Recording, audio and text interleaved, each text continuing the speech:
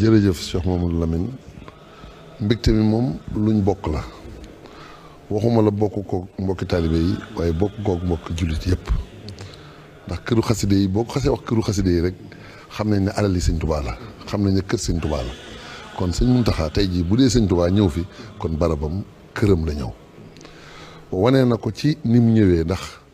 doonul loo xam ne daf nañu bis sàngam dinaa fa ñëw loolu tamit moom sañ na ko ndax tàmmal nañu ko ngir la Cheikh Salih la mu daan wax saa bu daan ñëw daara ji danaan kuy ñëw sa kër doo yëglu tey ñëw na fi waaye defal nañu loo xam ne kawe na jot mooy tisbaar tàkkusaan timis ba gee kenn sonalu ko ndax fii dañ ko fee faggul ak yaatu goo xamante ne waa Hizbut Tarqiyyah ñu yar leen yarin woo xamante ne xam nañ li leen tax a jóg te xam nañ ne li leen koy may mooy yoonu yar ak teggin kenn du jóg man mii sax ñemewuma fi sëñ bi ne jóg dem fa te woowuma loolu nag day jikko joo xam ne jikko yi waa Hizbut Tarqiyyah la waaye du jikko ju ñu moom ndax jëlewuñu ko ci seeni kër wayjur jikko la joo xam ne moom la yoonu murid daan doxe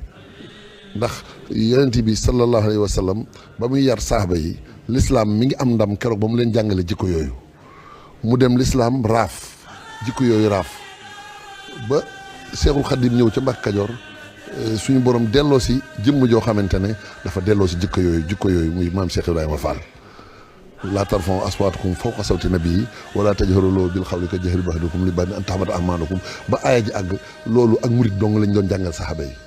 ci lañ tàmbalee xam ne kii jëmm ji du seen morom waaw warta wax wala siggi di ko xool wala di doxee doxin woo xamante ne da ngay mel ni umpale nga ne sa njëriñal tey ak sa njëriñal ëllëg ci moom la ne